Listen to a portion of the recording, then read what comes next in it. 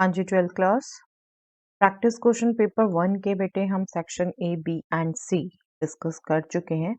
आज हम बात करने लगे हैं सेक्शन डी की, जिसमें आप लॉन्ग आंसर क्वेश्चन फेस करते हैं, 5 मार्कर क्वेश्चन, 4 क्वेश्चन, राइट। चलिए, पहला क्वेश्चन है इस सेक्शन में, the earth has 24 time zones defined by dividing the earth into 24 equal longitudinal segments. These are the regions on earth that have the same standard time. For example, USA and India fall in different time zones, but Sri Lanka and India are in the same time zone. ये आपको पहले ही knowledge में है बेटा, geography आपने पढ़ी है junior classes में। तो पूरे अर्थ को 24 टाइम जोन्स में डिवाइड किया हुआ है और वो लॉन्गिट्यूडिनल सेगमेंट्स के बेस पे। Okay, A relation R is defined on the set U, which is the set of all people on the earth, such that R is the set of all ordered pair X, Y, such that time difference between the time zones X and Y reside in it is 6 hours. Relation ऐसा है बेटा कि दो people तब related हैं जब उनका time zone का difference 6 hours. Check whether the relation R is reflexive, symmetric and transitive. Second part is relation R is an equivalence relation. आपको पता है बेटा कोई इक्विवेलेंस रिलेशन तब होता है जब ये तीनों होता है। ओके, तो तीनों में से एक भी नहीं हुआ तो सेकंड पार्ट तो क्लियर कट आप आंसर दे देंगे इक्विवेलेंस है या नहीं। हमने मेन चेक करना है first part, reflexive, symmetric and transitive.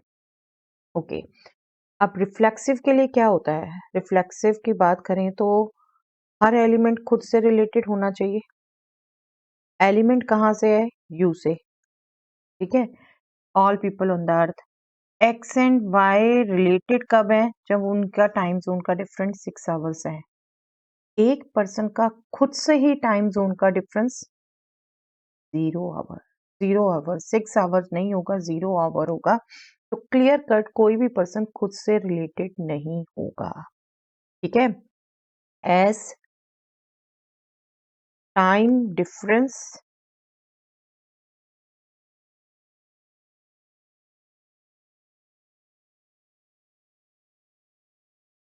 between the time zone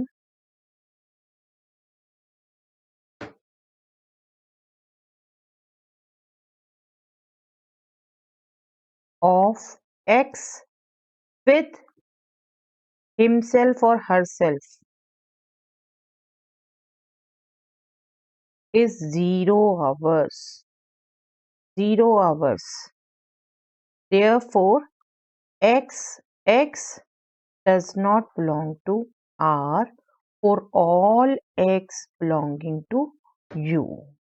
U के सभी एलिमेंट्स के लिए X से रिलेटेड नहीं होगा, does not belong.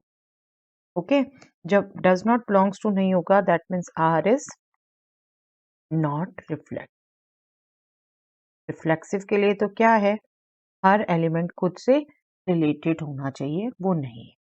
तो देखिए सेकंड पार्ट का आंसर तो आपको यहीं से ही मिल जाता है। अगर सिर्फ इक्विवेलेंस पूछा होता आप यहीं से भी जवाब दे सकते थे। इक्विवेलेंस नहीं है, बट आपको पहले तीनों चेक करने हैं, ठीक है। तो सिमेट्रिक एंड ट्रांजिटिव है या नहीं वो भी चेक करना होगा। सेकंड पार्ट में हम बाद में आएंगे, और जो उसका आंसर हमें बेशक पता चल गया इक्विवेलेंस नहीं। चलिए, अब हमें क्या चेक करना है? सिमेट्रिक। अब देखिए, अगर दो पर्सन यू में है और उनमें रिलेशन भी है, हमने दो एलिमेंट ले लिए एक्स वाई जो कि यू में है, such that X Y related है आर से। That means time difference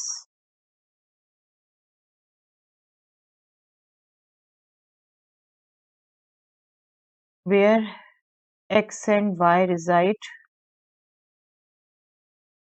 time difference of time zones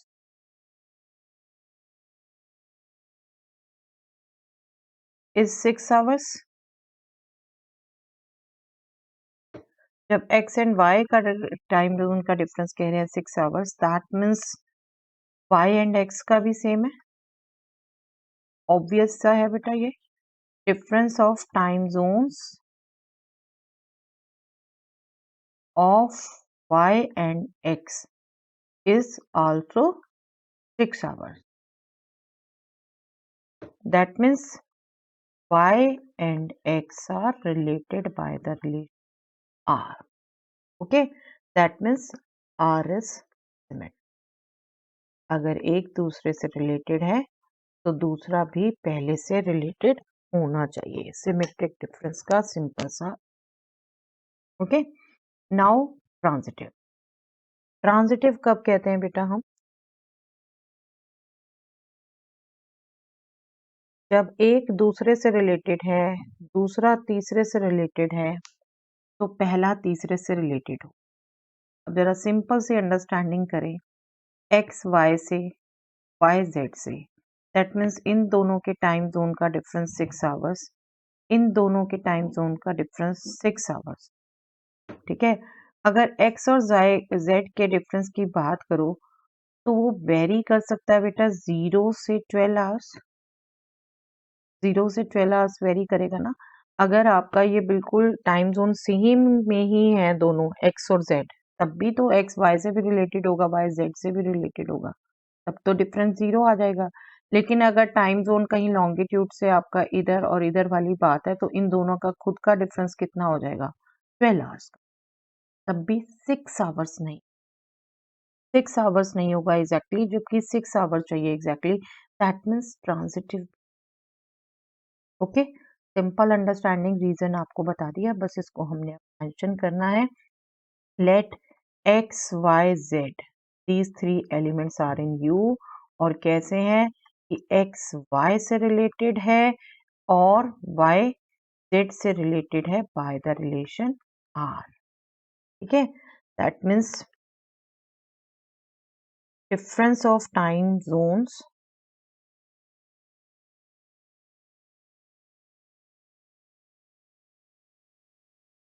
of x and y and y and z is of 6 hours.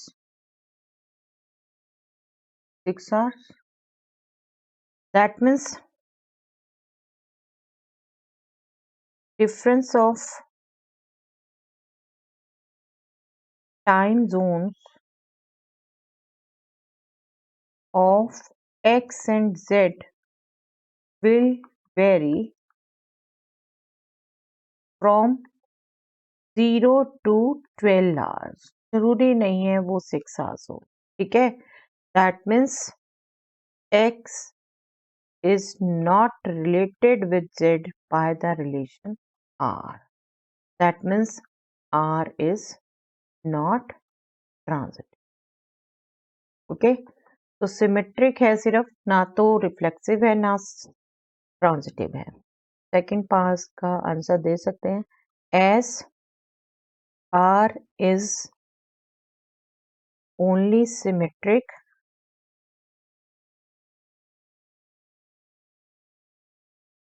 neither reflexive nor transitive.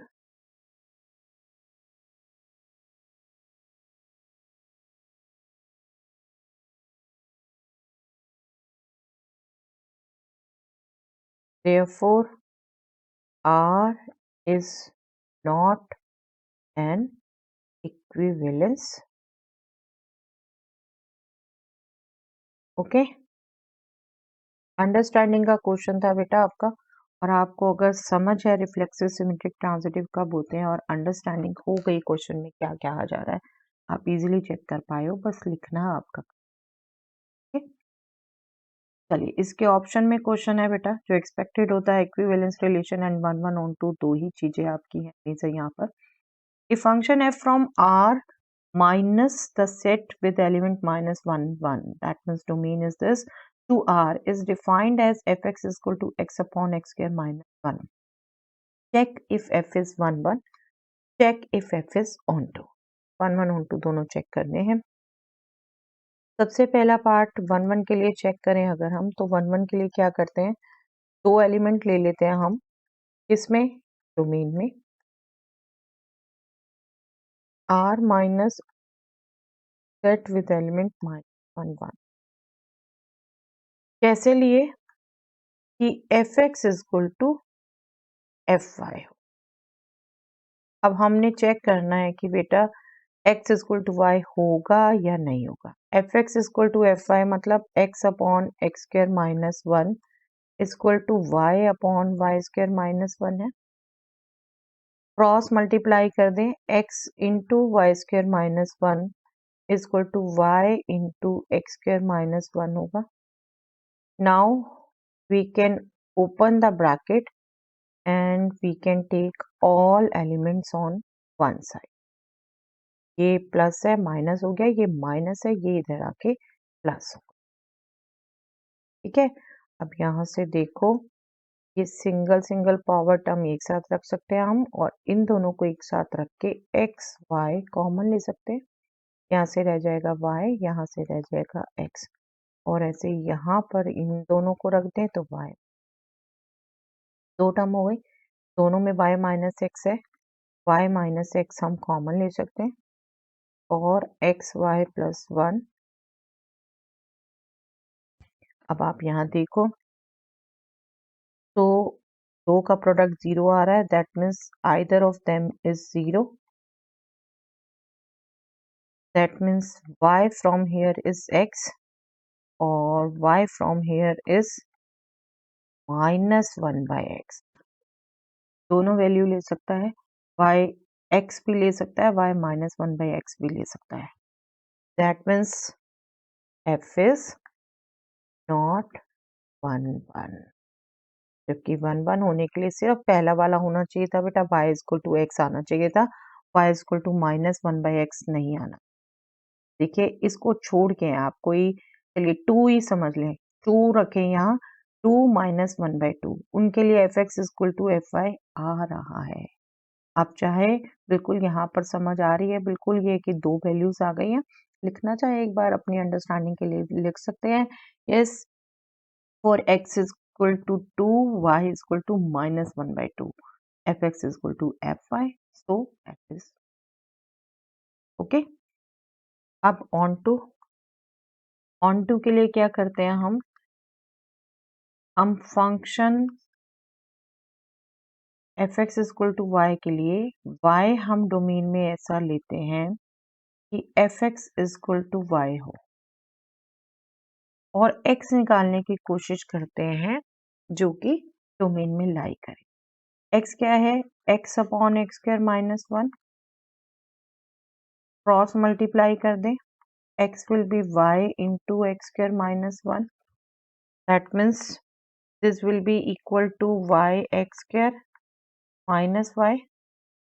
अब x में expression चाहिए, हम y x square उसी side रखें, x को भी हम वहां ले आए minus X minus Y equal to zero.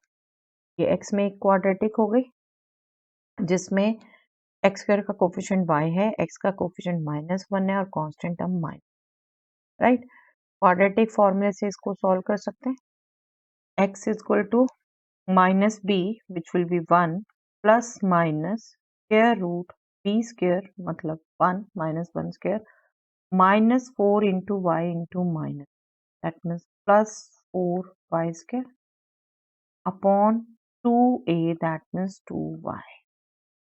ठीक है, अब यहाँ देखो अगर स्क्वायर रूट के अंदर जो एक्सप्रेशन है बेटा, y आपका रियल नंबर है, उसके लिए 1 plus 4y square always positive होगा बेटा। rather we can say this is always greater than 1, greater than equal to 0, definitely ये पॉजिटिव है तो ये रियल नंबर होगा। ठीक है, और रियल नंबर होगा और definitely 1 plus minus root 1 plus 4y square आपका 2y के इक्वल तो नहीं आने वाला, या नेगेटिव 2y के इक्वल नहीं आने वाला। रियल नंबर्स की कॉमन अंडरस्टैंडिंग है आपकी, तो x आपका बिल्कुल रियल वैल्यूज लेगा बेटा, लेकिन माइनस वन प्लस वन नहीं। दैट मीन्स x जो है वो आपका r माइनस दिस सेट पर लाई करता है। जो ऑन टू हम चेक करते हैं, that means for all y belonging to r, for all elements in codomain, there exists x belonging to domain such that fx is equal to, that means f is onto. Okay, तो f11 नहीं था but onto है. Okay, इसी question में अगर बायजेक्टिव पूछा जाता तो बायजेक्टिव नहीं है. बायजेक्टिव तब होता है जब इंजेक्टिव सब्जेक्टिव दोनों हो. 11 नहीं है, onto. चलिए next question.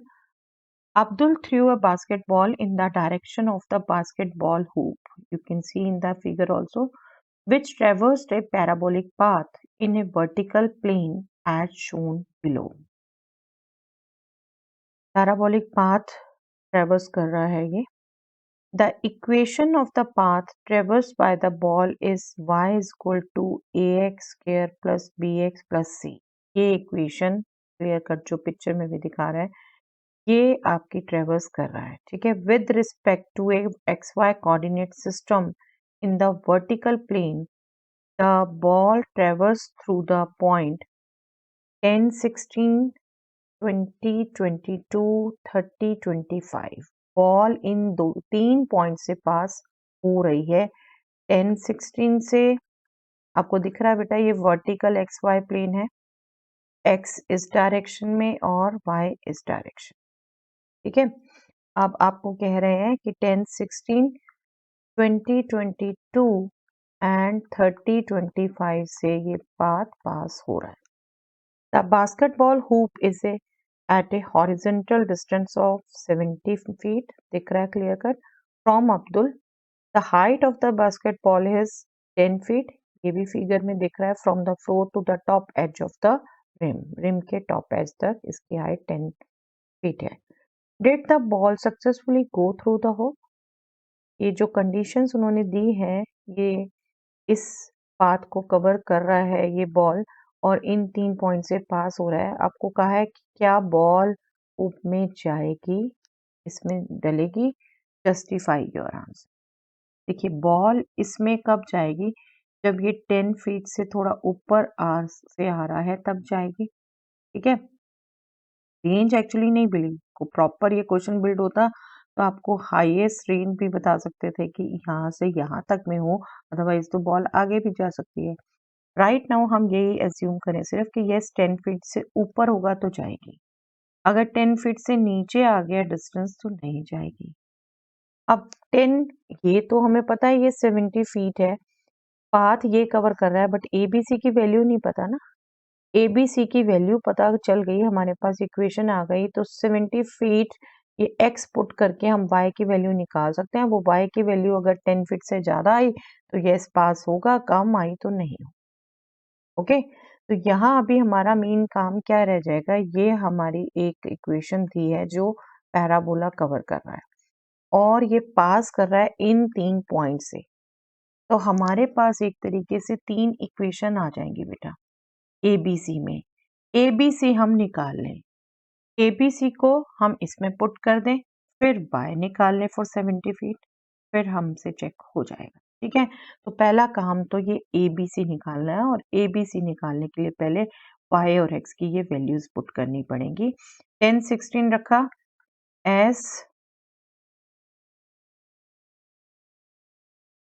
as ball traversed through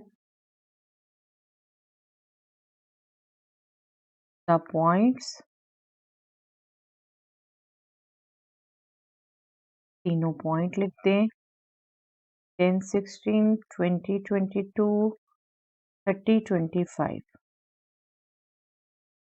therefore put करें अगर ये point y is 16, x is 10, 10 square हो गया 100a plus 10b plus c. पहली इक्वेशन. दूसरी इक्वेशन 20 22 पुट करेंगे बेटा. 22 इज इक्वल टू 20 पुट किया, this will B 400a plus 20b plus c. ठीक है, और तीसरा 30 25 इक्वल टू 30 पुट किया 900A plus 30B plus C is 0। Basically तो देखिए बेटा ये 3 इक्वेशन बन गई ABC में, तो यहाँ मेंशन नहीं किया कहीं भी, आप डायरेक्टली भी सॉल्व कर सकते हैं, बट यहाँ हम 12th क्लास दे रहे हैं तो इट मीन्स हमें इसको सॉल्व करने के लिए मैट्रिक्स मेथड यूज करना है। मैट्रिक्स मेथड हम यूज कर सकते हैं इसको।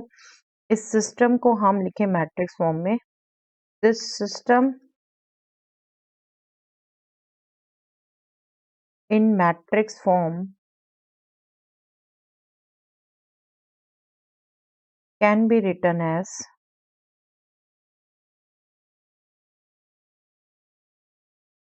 AX is equal to B, where A is the coefficient matrix, coefficient A के 100, 400, 900 पहला कॉलम, B के 10, 20, 30 दूसरा कॉलम, C के 1, 1, 1 तीसरा कॉलम। X हो जाएगा बेटे column matrix A, B, C जो हमें फाइंड आउट करने हैं। B हो जाएगा हमारा कांस्टेंट मैट्रिक्स 16, 22, 20। ओके, तो इस सिस्टम को हम सॉल्व करें मैट्रिक्स मेथड से। सबसे पहले हम डिटर्मिनेंट कैलकुलेट करें।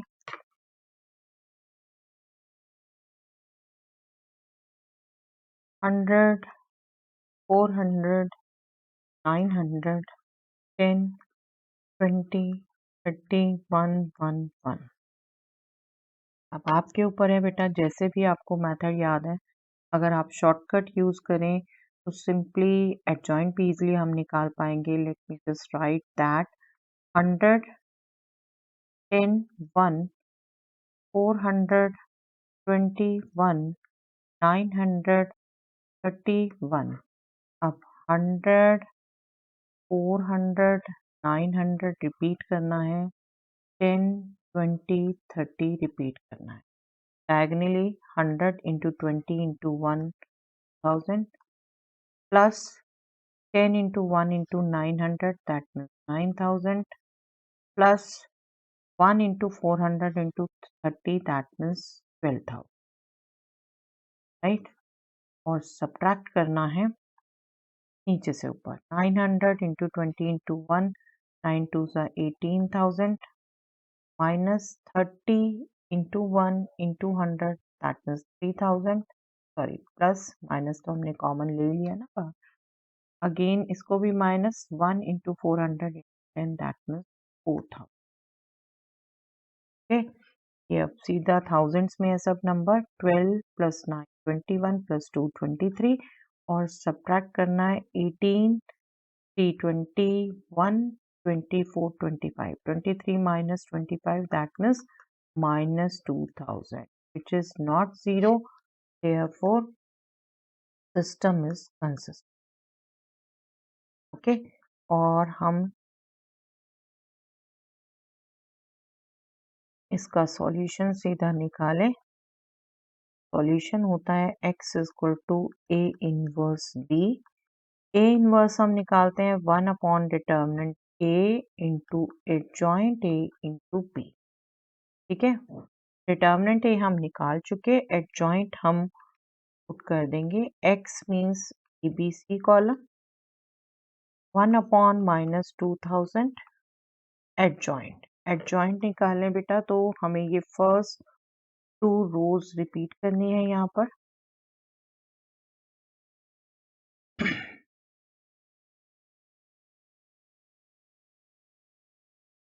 पहली रो कट करनी है, पहला कॉलम कट। ओके, पहली 2 रोज से अब हमने फर्स्ट कॉलम लिखना है। 20 minus 30 minus 10, 900 minus 400 500, this determinant 12,000 minus 18,000 that means minus 6,000। Okay, first row फिर काट दीजिए। नेक्स्ट 2 रोज से next column 30 minus 10 20, 100 minus 900 minus 800, 9,000 minus 3,000 6000. Okay, again if को कट कर दीजिए. Next determinant 10 minus 20 minus 10, 400 minus 100 300, 2000 minus 4000. Okay, और B हमारी coefficient matrix थी 16 22 25. बी से मल्टीप्लाई करना है इसे 16 22. बस मल्टीप्लाई कर दें बेटा. एक हम चाहें तो ओवरऑल 10 कॉमन लेके हम इसको 10 हटा सकते हैं. अगेन आपके विषय, जैसे भी आप करना चाहें, ऐसे रखना चाहें ऐसे रख सकते हैं. अभी हम मल्टीप्लाई करके ऐड करें -160 और 22 से किया 440, 25 से किया 250. साइन का ध्यान रखिए, माइनस प्लस माइनस थे यहाँ पर. 16 5 80, 88,000 और this will be minus 17600. This will be 7500. Sign जरूर ध्यान रखिए बेटा, फिर से कह रही हूँ बार बार. 16 6 96 minus 96,000 and 22 into 6 32 plus 132,000 and 25 to this will be minus 50,000. Okay, so now we can add, subtract and divide by this also. Negative है बाहर रखेंगे बेटा. This is 410. 440 divided by 410 is 30. Negative है बाहर. minus 30 divided by 2000.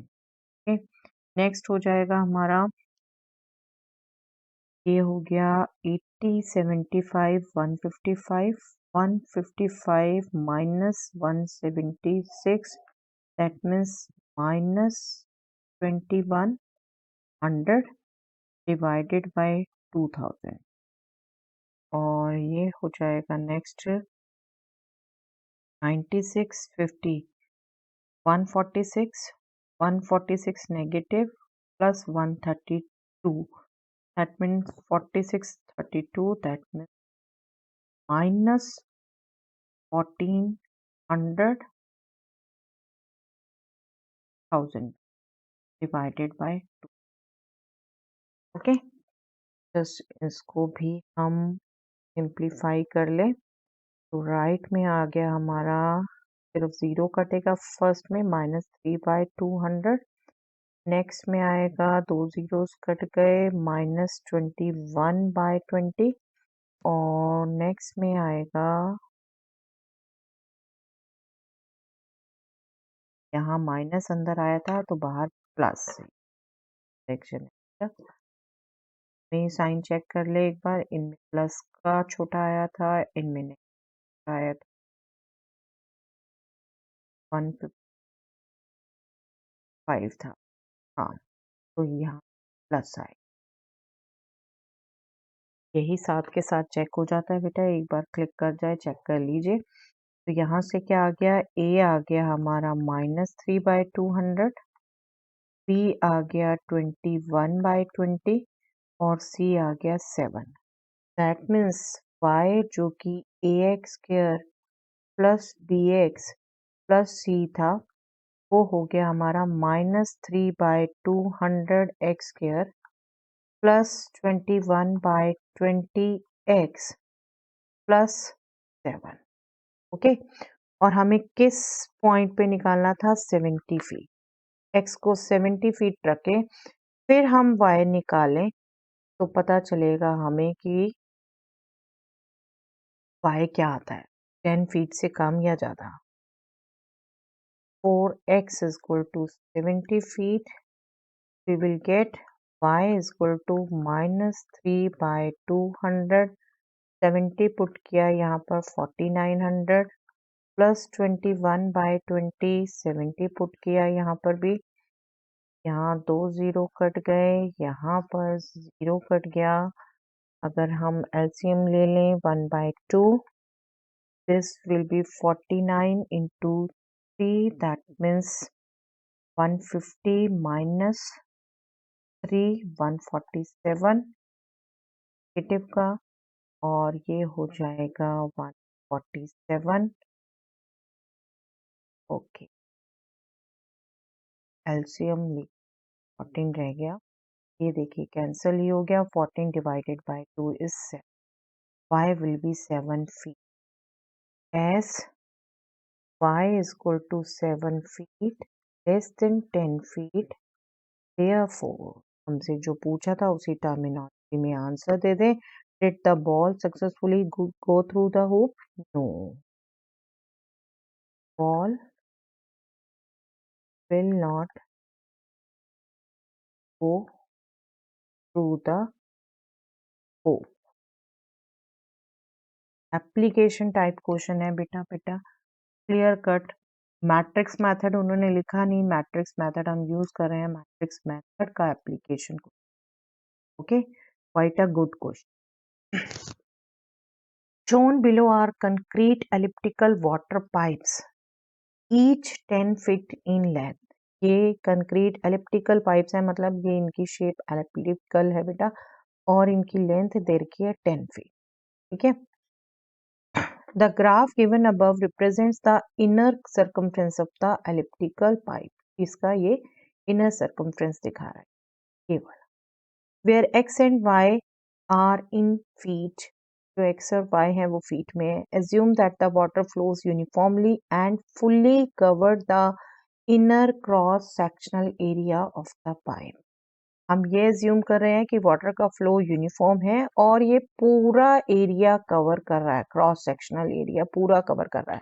देखिए अगर flow कम होगा तो मे बी हाफ कवर्ड हो, थोड़ा उससे कम कवर्ड हो। अभी ये कह रहे हैं फ्लो पूरा है और पूरा pipe as a whole cross sectional area cover करके जा रही है, पानी वहां। Find the volume of the water in the pipe at a given instant of time in terms of pi. आपको वॉल्यूम निकालना है एक पूरी पाइप में इन टर्म्स ऑफ पाई।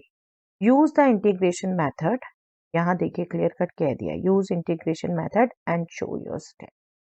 अब आप देखो, आपको देखो यहाँ पे हिंट भी दे दिया गया है, volume area of the base into height. नहीं भी दिया होता तो ये आपको पता था, एरिया ऑफ द बेस, ये पाइप को अगर आप माने ये आपका ये एरिया इनटू हाइट, तो ये एरिया आप यहाँ फिगर से निकालेंगे, ये कंप्लीट एरिया आपको निकालना है और ये कंप्लीट एरिया आपने इंटीग्रेशन मेथड से निकालना है। इंटीग्रेशन मेथड आपका क्या कहता है, ये सिमेट्रिकल पार्ट्स हैं, एक पार्ट का निकाल लो 4 टाइम्स कर दो, और एक पार्ट का भी कैसे निकलेगा बेटा, 0 to 6 under ellipse, under ellipse निकालेंगे ना 0 to 6। अब अंडर एलिप्स, एलिप्स की पहले इक्वेशन होनी चाहिए, तो एलिप्स की इक्वेशन के लिए बेटा देखिए सीधा आपको वर्टिसेस पता चल रहे हैं, ये 6 0 है, ये 0 4 है। ठीक है, तो इस एलिप्स की इक्वेशन क्या है, सीधा लिख सकते हैं आप, आपको एलिप्स की इक्वेशन की नॉलेज है 11th क्लास से ही। This will be X square by 6 square plus Y square by 4 square, right. ये आपके पास एलिप्स की इक्वेशन आ गई। आपको एरिया निकालना है दिस और उसका 4 टाइम्स कर देना है। अब इस एरिया के लिए आप इस इक्वेशन में से y ही निकालेंगे, आपको पता है मेथड, सर्कल आए या एलिप्स आए आपको y की फॉर्म चाहिए, तो हम यहाँ पहले y की फॉर्म ही निकाल लें बेटा। Y square by 4 square is equal to 1 minus X square by 6 square, और यहाँ से वाई स्क्वायर आपने कैलकुलेट किया तो 4 स्क्वायर, यहाँ से एलसीएम लेके 6 स्क्वायर भी आपका बाहर, this will B 6 square minus X square. ठीक है, और स्क्वायर रूट ले लें तो y आपका हो जाएगा 4 by 6 square root 6 square minus X square. Okay, आपको इस कर्व के अंडर 0 to 6 एरिया निकालना है। जो फॉर्मूला यूज करना है इंटीग्रेशन का वो रिकॉल करवा दूं तो square root A square minus X square क्या होता है बेटा, x by 2 square root A square minus X square plus A square by 2 sine inverse x by a। Integration में ये फॉर्मूला बहुत फ्रिक्वेंटली यूज होता है, आपको पता है, एरिया में, ठीक है, नॉट इन इंटीग्रेशन, एरिया में। तो ये आपको बार बार कहा था, अच्छे से याद कर लीजिए। अब आपने जो ये क्रॉस सेक्शनल एरिया निकालना है वो क्या हो गया, 4 times integral from 0 to 6 of this curve with respect to x, right. तो एरिया ऑफ बेस कह देते हैं बेटा हम इसे, that will be 4 times integral 0 to 6 of 4/6 square root 6 square minus x with respect, बस ये फॉर्मूला यूज कर ले। 4/6 हम बाहर ले सकते हैं, रादर इसको भी हम 2/3 कह सकते हैं, this will B 8/3 and integral x by 2 square root 6 square minus x square plus a square which is 6 square by 2 sine inverse x by a which is 6. Okay, this is 0 to 6. देखिए यहाँ upper limit रखी, पहले 6 रखा, ये part 0 minus lower limit यहीं पे रखी, तो ये पार्ट 0 मल्टीप्लीकेशन में 0, इस पोर्शन में तो 6 0 दोनों रख के 0 आ गया। अब इसमें करें हम ये 6 स्क्वायर बाय 2, ये हो गया 18 बेटा, और पहले रखा हमने 18 कॉमन ले लेते हैं, पहले रखा 6 साइन इनवर्स 6/6 1, फिर रखा 0 साइन इनवर्स 0/6, तो ये तो हो गया π/2, तो हम मल्टीप्लाई भी कर दें 8/3, चलिए लिख देती हूँ 8/3 into sine inverse 1 is π/2, sine inverse 0 is 0, 18 3 से कट हो जाता है 6, 8 6 48 इंटू π/2, ये भी हो 24 पाई, और एरिया है तो उसके, ठीक है। Now volume of the water, आपका स्क्वायर फीट, रादर हमें फीट दे रखी है, एग्जैक्ट यूनिट्स की जगह देंगे स्क्वायर फीट, यूनिट हमें क्लियर फीट में देते हैं। Area of the base into height, that will be 24 pi into 10 cubic feet. Okay, this is nothing but 240 pi cubic. Okay, area का क्वेश्चन था सिंपल, बट यहाँ पर जो कर्व की है इक्वेशन वो भी आपको नहीं दी थी, वो आपने एलिप्स की नॉलेज से कैलकुलेट। चलिए next question, find the vector and Cartesian equation of the straight line passing through the point this and in the direction of this. Passing point और डायरेक्शन दैट मीन्स ds आपको पता है बेटा, clear cut आप equation लिख सकते हैं। चलिए पहले कार्टेशियन इक्वेशन लिखते हैं, दोनों पूछिए आपसे। Cartesian equation of the line is, कैसे निकालते हैं हम, x y z से माइनस करते हैं पॉइंट के कोऑर्डिनेट्स और डिवाइड करते हैं dr से, ठीक है। x minus -5 that means +5 divided by x coordinate dr का 3, y -7 divided by minus, z -4 that means +4 divided by, ये आपकी कार्टेशियन इक्वेशन हो गई। इसी की वेक्टर इक्वेशन लिख दीजिए,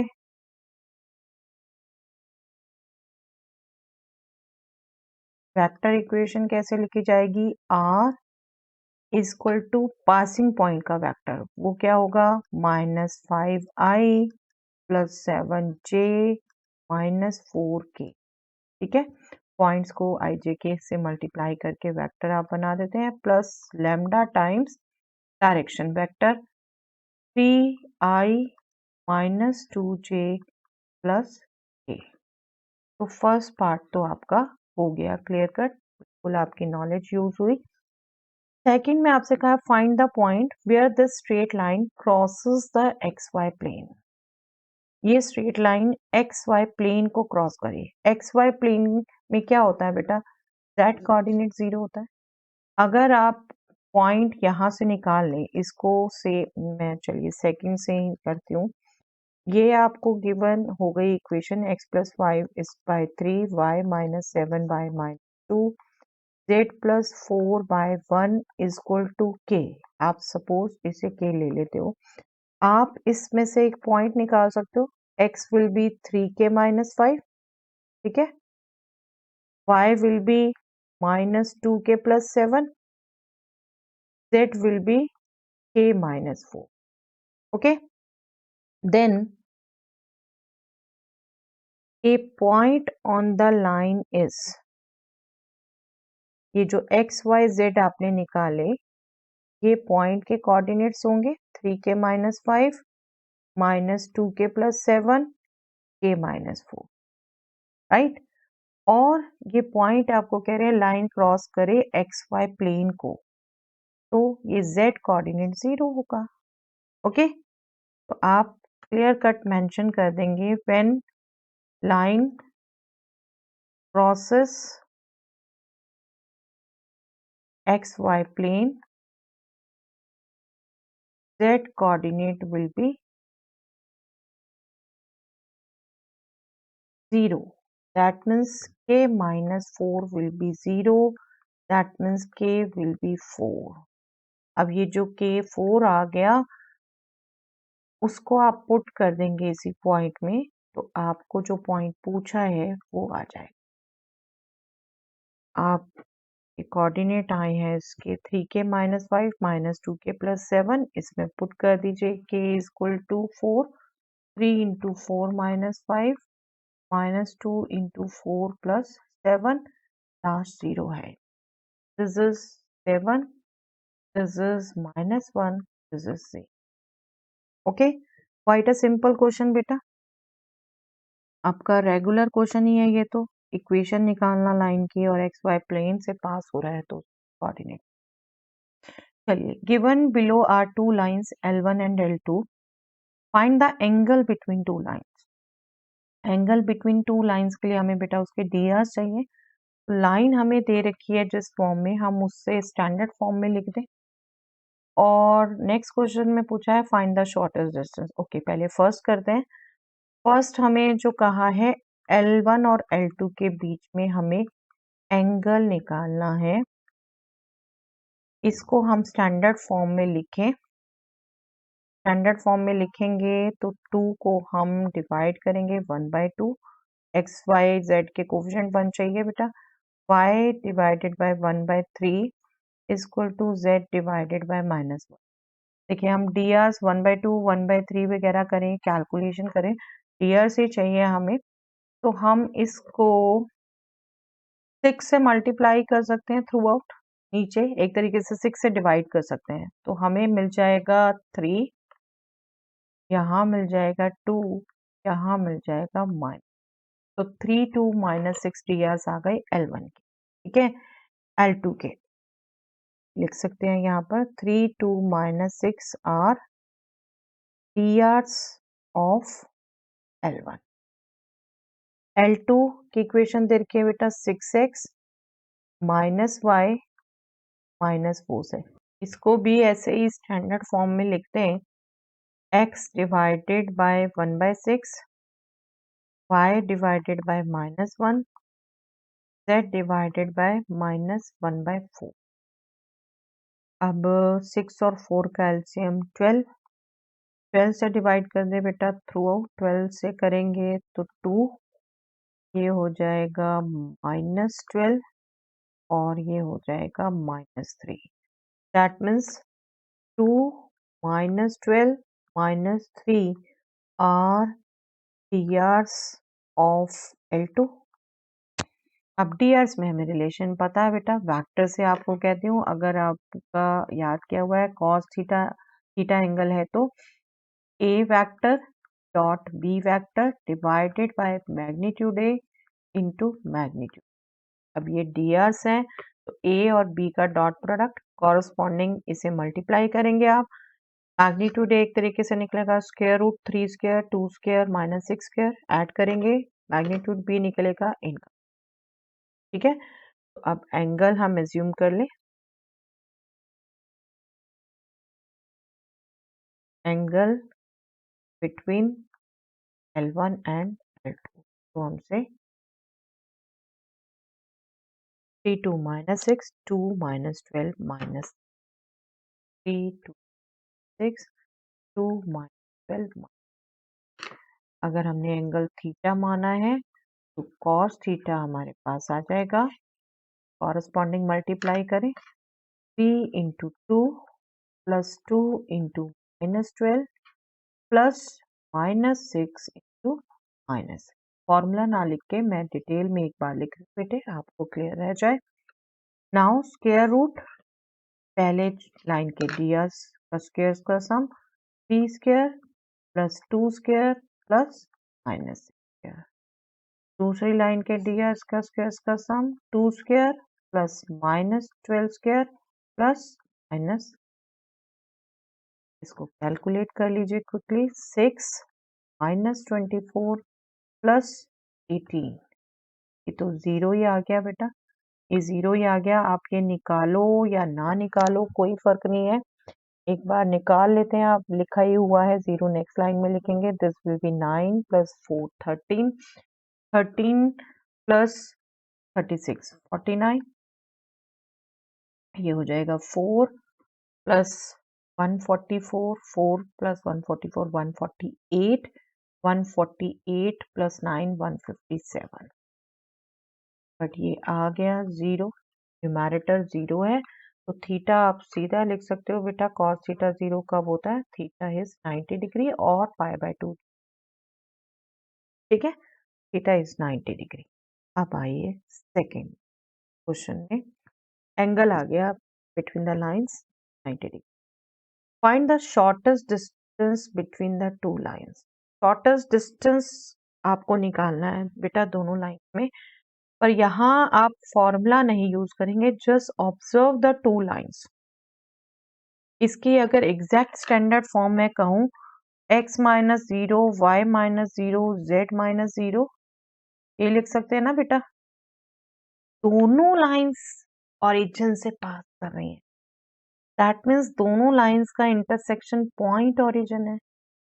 जब दो लाइंस इंटरसेक्टिंग होती हैं तो उनके बीच में शॉर्टेस्ट डिस्टेंस जीरो है, जीरो है। ठीक है, तो आपका ये आप बस ने अंडरस्टैंडिंग देखनी है, आपने नॉलेज आपकी, बोथ द लाइंस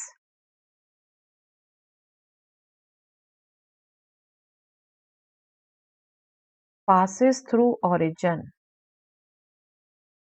ठीक है, वो आप लिख के दिखाना चाहो, जैसे अभी मैंने लिख के दिखाया आप दिखा सकते हो, पासिस थ्रू द ओरिजिन।